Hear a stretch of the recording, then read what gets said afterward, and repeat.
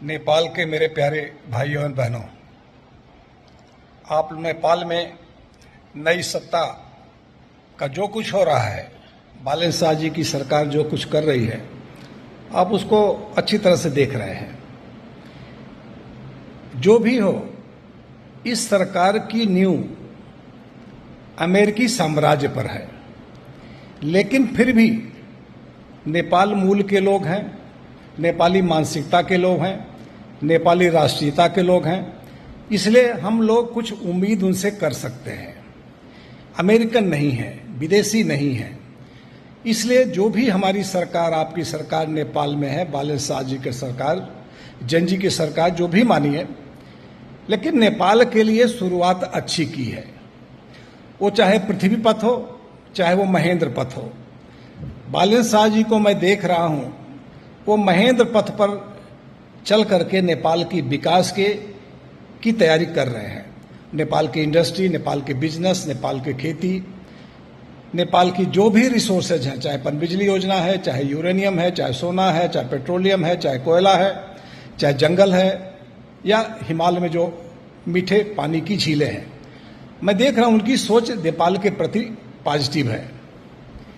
इसलिए जो भी है, ये आपकी सरकार है। मैं भी पहले इनका विरोध करता था कि अमेरिकन सरकार आ रही है, लेकिन जो कुछ है अब तो आ चुकी है।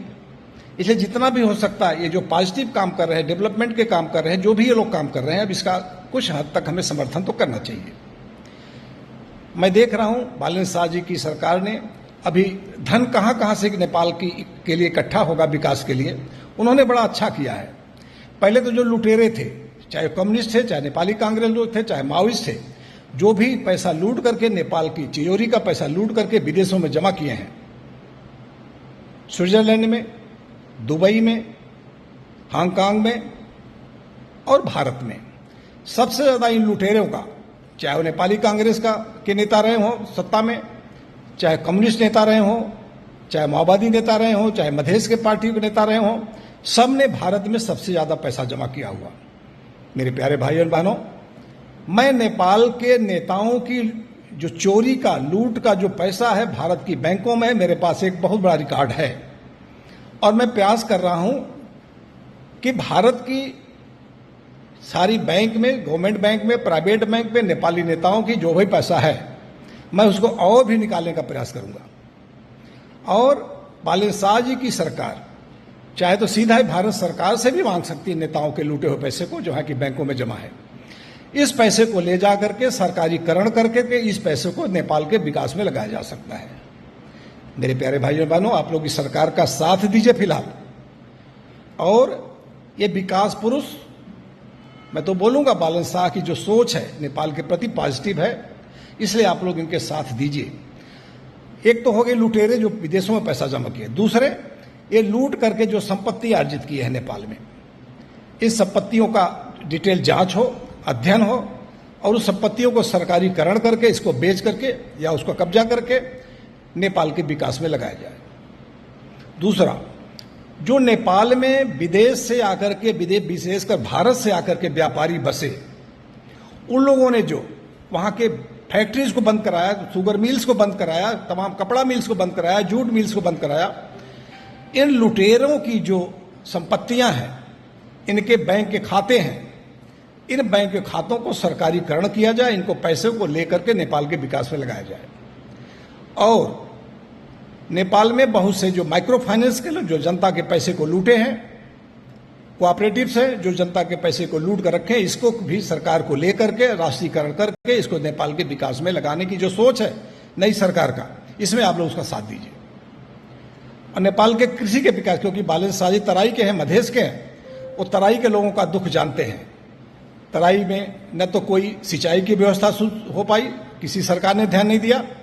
कंचनपुर से लेके आप चले जाइए झापा तक, थारू बेल्ट ले लीजिए, चाहे मध्य ले लीजिए, चाहे मधेश ले लीजिए, चाहे कोसी प्रांत ले लीजिए, किसी प्रांत में भी किसानों के लिए कोई समुचित सिंचाई की व्यवस्था, उर्वरक की व्यवस्था नहीं की गई है। बालन शाह इस पर ध्यान दे रहे हैं, इसलिए आप लोग बालन शाह की सरकार पर समर्थन करिए, उनकी सहायता करिए। इसलिए नेपाल के विकास में जो धन अर्जित होगा, अभी तो लूटपाट वाला पैसा है, अपराध वाला पैसा है, फ्रॉड वाला पैसा है, जो गलत तरीके से अर्जित किया गया उसको इकट्ठा करें। इसके बाद ये पहला फेज होगा। दूसरे फेज में जो नेपाल की धरती के अंदर यूरेनियम है, सोना है, पेट्रोलियम है, कोयला है, कीमती पत्थर है और जंगलों में लकड़ियां भरी पड़ी हैं और हिमालय में मीठे पानी की झीलें हैं जिसकी बॉटलिंग करके बेचा जा सकता है, पैसा अर्जित किया जा सकता है। मेरे प्यारे भाइयों बहनों, 3 करोड़ नेपाली में से 80 लाख बाहर है, बड़ी मेहनत से कमा करके धन अर्जित किए हैं, विशेषकर जो कनाडा में है, अमेरिका में है, ब्रिटेन में है, गल्फ में है, ऑस्ट्रेलिया में है, मलेशिया में है, हांगकांग में है। इसमें से बड़ी संख्या में लोग नेपाल में पैसा लगाना चाहते हैं, लेकिन अभी तक की सरकारें जो थी लुटेरी थी, किसी को विश्वास नहीं हो पाया कि यहाँ पैसा लगाएंगे उनका पैसा बचेगा, विकास हो पाएगा। बालन शाह जी सरकार अगर नेपाल की जनता, चाहे वो विदेश में रहते हो चाहे नेपाल में रहते हो, अगर उनका विश्वास जीत लेती है तो मुझे पूरा विश्वास है कि बाहर बसे हुए जो नेपाली लोग पैसा है लाकर यहाँ इन्वेस्ट करेंगे और नेपाल का विकास होगा। ये दूसरा फेज है। तीसरा फेज में मैं कहता हूं कि जैसे यूरेनियम है, सोना है, नेपाल के पास क्षमता नहीं उसको निकालने का, समृद्ध करके उसको प्योरीफाई करके न्यूक्लियर रिएक्टर बनाने की या उसको बेचने की अभी कैपेसिटी नहीं है। इसलिए किसी दूसरे कंट्री से, अपने मित्र कंट्री से, चाहे भारत है, रसिया है, जहां भी उनको लगता है कि उनका अच्छा व्यापार मिल रहा है, विश्वास हो रहा है, मैं तो विशेष कर रिक्वेस्ट करूंगा, निवेदन करूंगा कि भारत के साथ, भारत परमाणु क्षेत्र में बहुत आगे है और विश्वसनीय, आपका पड़ोसी, आपका भाई है।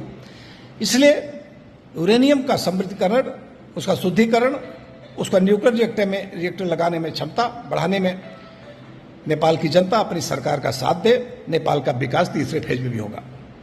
इसे मेरे प्यारे भाइयों बहनों, आज देख लीजिए, नेपाल की जो जड़ है, नेपाल का जो मूल है, नेपाल की जो पहचान है, नेपाल को जिसने बनाया है, मोनार्की, हिंदू राष्ट्र नेपाल की आत्मा है और जो मोनार्की है नेपाल का एक पहचान है, एकीकरण का सूत्र है।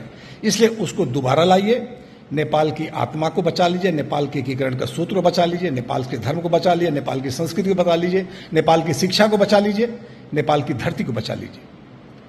बार बार भारत को गाली देने से कुछ नहीं होगा। काला पानी, लिम्पुआधोरा ऑलरेडी सरकारी लेवल पर दिल्ली और काठमांडू के बीच वार्ता हो रही। अमेरिका के कहने पर भारत विरोधी गतिविधि जो वहां चलती है मीडिया में, सोशल मीडिया में, नेताओं के बीच में, एक्टिविस्ट के बीच में, ये नहीं होना चाहिए। इसलिए जो भी है, हमें आपका पड़ोसी है, भारत आपका पड़ोसी है, भारत आपका भाई है, भारत का विकास के बारे में चिंता करता है, आपकी सुरक्षा की चिंता करता है। इसलिए साथ तो रहना है, आप केवल गाली देकर नहीं हो सकता। सरकारी स्तर पर जो बातें हो रही उसमें जनता को बीच में भ्रम पैदा कराना, भारत का विरोधी बनाना, ये अच्छी बात नहीं है।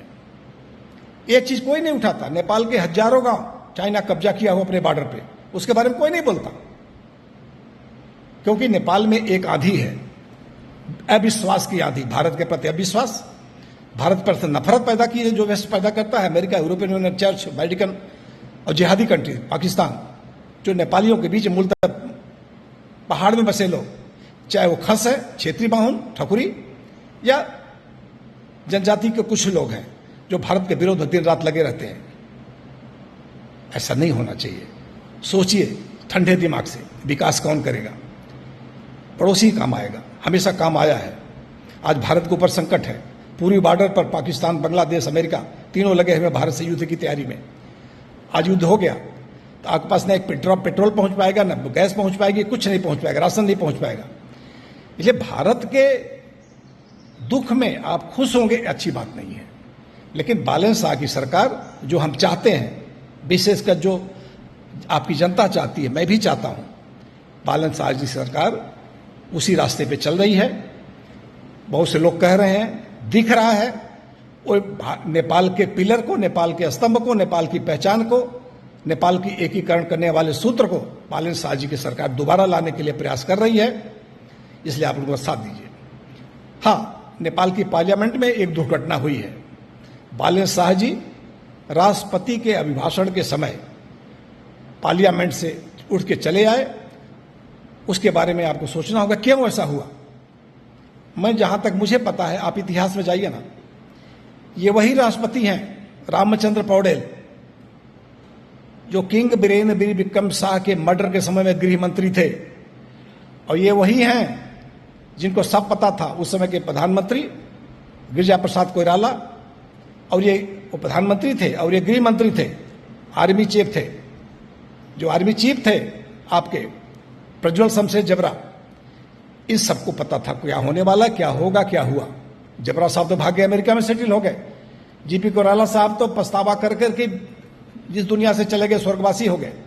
यही राष्ट्रपति हैं रामचंद्र पौडेल, जो उस समय गृह मंत्री थे। पूरा परिवार मारा गया, श्री वीरेंद्र विक्रम शाह जी का। ये रात में मर्डर हुआ, सुबह 7 बजे, दूसरे दिन 7 बजे पहुंचते हैं। ये गृह मंत्री थे। इतना बड़ा हत्याकांड हो गया। दिखाया गया कि वीरेंद्र विक्रम शाह का बेटा मारा। झूठ, टोटल झूठ है। विदेशियों की मदद से, विदेशी एजेंसियों ने पूरे परिवार का मर्डर किया, क्योंकि अमेरिका का वेटिकन को, चर्च को वहां रहने नहीं दे रहे थे और गुलामी करना नहीं चाहते थे। विश्व के सारे देशों को बराबरी में रखना चाहते थे। लेकिन नेपाल के मेरे प्यारे भाई और बहनों, आप लोग नेपाल के विकास में बालेन्द्र शाह जी के साथ और उनकी सरकार के साथ चलिए, और दूसरी कोई उम्मीद नहीं है। अमेरिका बनाया हो, चाहे दिल्ली बनाया हो सरकार को, जो भी बनाया है तो आपकी सरकार, दूसरा कोई नहीं है। अगर ये प्रयास कर रहे हैं, लुटेरों से पैसा ला के इकट्ठा करना चाह रहे हैं, नेपाल के विकास में लगाना चाह रहे हैं, तो आप उनका साथ दीजिए। मेरे प्यारे भाई बहनों, जय नेपाल, जय भारत, नमस्कार, धन्यवाद।